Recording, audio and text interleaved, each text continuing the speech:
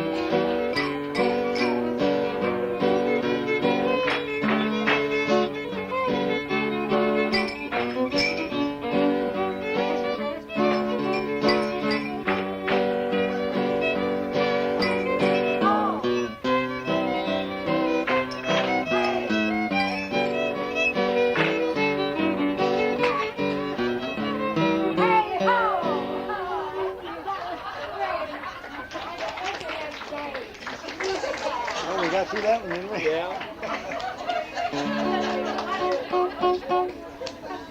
Arkansas, I think it's in D. Yeah. Is that okay, Gordon? That was fine. That was a new experience. It really was. Can you give me some explanation? Well, let's see. Well, here's one of Rosemary's requests. Here we'll do a regional one, Turkey in the Straw, which is, of course, the 1840s with Colonel Faulkner and all the big story of the traveler in Arkansas here. So you all know this one. It's Arkansas Traveler. You want to do that? Arkansas Traveler. Indeed. Okay.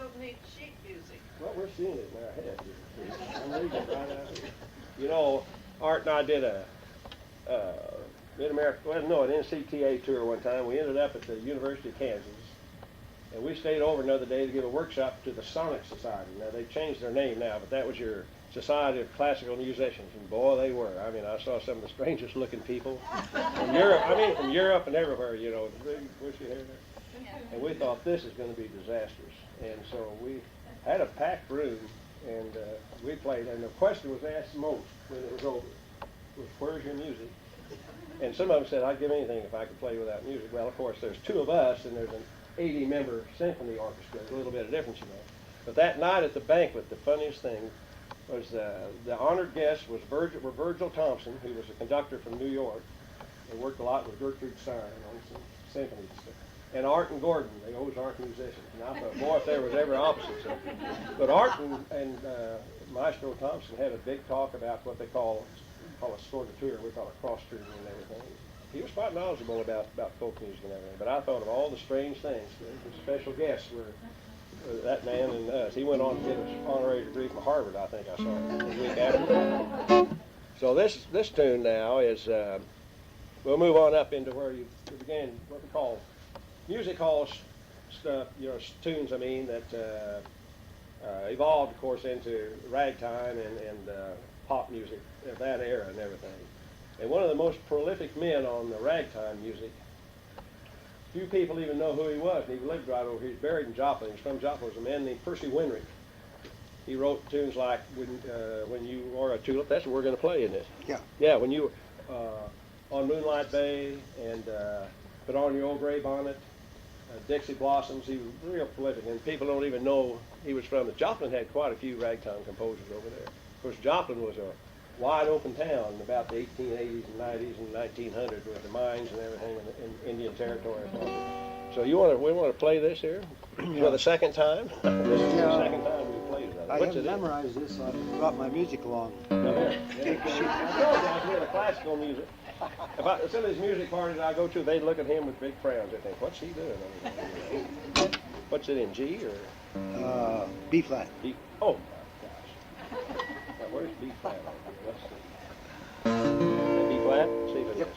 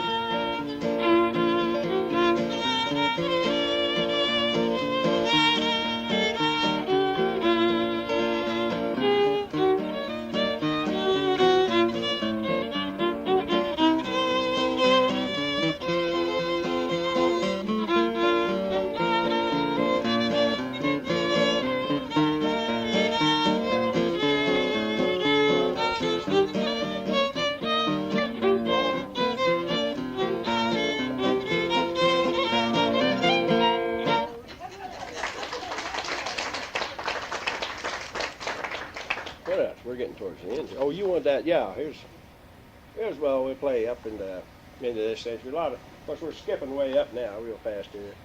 Of course, fiddlers play a lot of. You got to remember these tunes that the fiddlers play. I know fiddlers I know some that have a repertoire of maybe 400 or 500 tunes.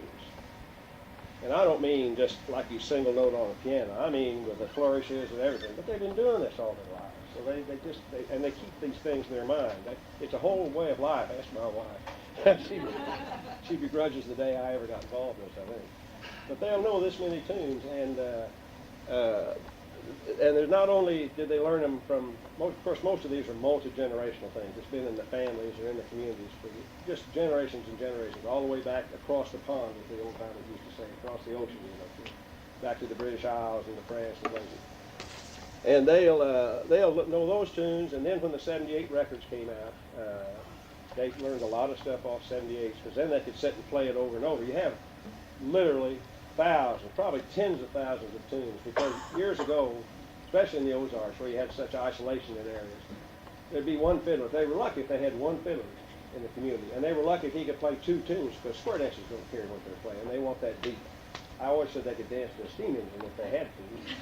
And that's they could, because they want that beat. Well, he'd hear a new fiddler. Say a fiddler come through, or he'd go somewhere, and he'd hear 5 or 6 new tunes. Well, he'd come home, and then he'd end up getting part of A with part of B, and part of C with part of D. So you've got all these tunes. Boy, that sounds like so-and-so. Well, probably part of it was at one time.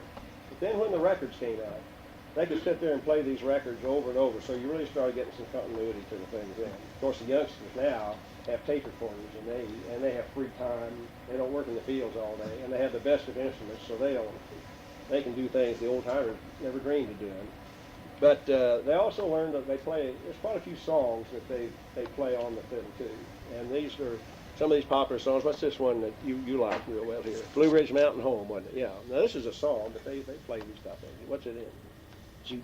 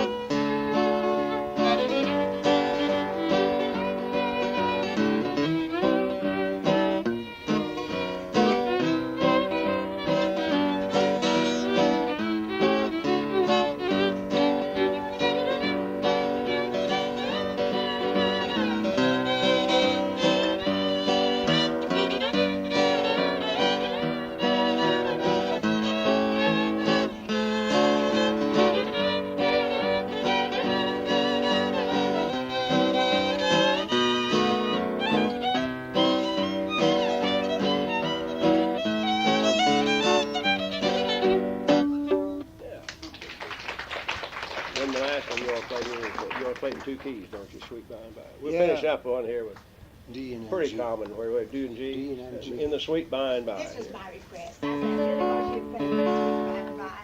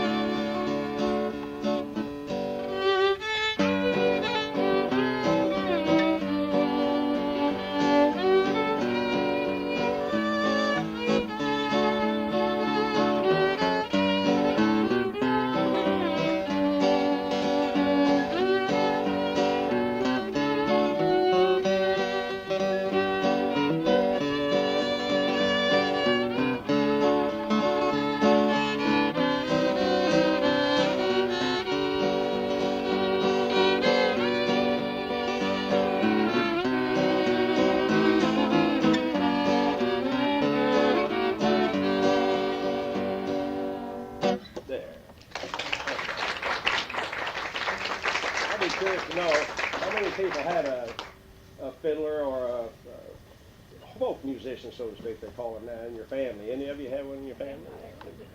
Well, that's, when I do graduate classes a lot at colleges, and here you are, you have them in their 20s and 30s, and we're from outer space because it's changed that much for the younger generation. And the only sad thing about it is the tradition is dropping too, which is too bad. And we thank you so much for keeping it alive. That's wonderful. And thank you, Bill, temporarily. so much. Bill needs to be. Bill does a good job here. I'm always leery of these classical musicians when they try to go folk, but he's done a good job. We've got along real well. The trouble with me here. Oh, I can do that, can't you? Yeah, go ahead, tell me. Well, my grandfather was a music master and started the old singing schools with the tuning fork and the shaped notes. And when Gordon was president of the folk music of Missouri, we went down to the college, the Ozarks, and you had some shape note singers there. Yeah. Mm-hmm. Okay. Well, of course, shape note was actually, to the people that learn shape note, they say it's much simpler than what they call round notes. And I think if you learn one from the start, it's just as easy as the other, you know. But it was developed, of course, in England in the 1700s, and then it moved right in with the frontier. And of course, you have they call it 7-note shape note, which is the most common around here, which is do, re, mi, fa, sol, la, ti. It's really 8. You pull off your do again, you know. And the only reason we really even have it left anymore is because of Church of Christ. That's the only way. That's all their music is shape note. And of course, they have no instrumental music. And, of course, their harmony is really, they 4-part harmony, you know, and they are really good singers because they've done it all their lives. Way, way back in history, they had the hand symbols, do, re, mi, Yeah. fa, sol, la, ti, do. It really was do, re, mi, fa, but I always let that put kids down, so I did it this way, fa, sol, la. You can do that so easily by feeling the shape notes. This lecturer over in Austria would do do, re, mi, fa, sol, la, ti, do, so their little kids would keep their head voices up here, you know. And the shape notes, there are not too many books left. Did you have any shape note songbooks? It has maybe a half circle for do, it's always do, and a triangle for re, and a, you know, We used to print it for people who wrote their own music down around here. I've got we used to have music schools, and they'd have a music teacher would go around and stay maybe, usually a week or two in a community, and they would have nighttime lessons. A lot of times with the churches, but a lot of times was with a school. And I've got one of those big sheets that one of them had one time that he would hang up with these on it, you know. Well, But there you- were singing conventions Yeah. when we first moved down in this area too, Yeah. that I had never known about. They still have them over in Springdale, Arkansas. Still has a big singing because of their proximity to Albert Brumley. See, Albert Brumley was the most prolific gospel songwriter that we have in this country. For him. And he wrote over 700. I'll Fly Away is one of his. And my gosh, you just go down the list of really. And so over that area, over in extreme southwest Missouri, and then over into Washington County and Benton County around in there, it's still real popular over there. And they have a big singing convention over there every year. But I wish we could have time for you to say, play this or play that, because Bill can just hear something and play it right back to you, and Gordon can back up anything. But I know a lot of you are wanting to get over to the Caroline dedication. And wouldn't it be nice if we just say, play this, my favorite, play this, but we just thank you so much. It's just been we've enjoyed it. historical. And we always do.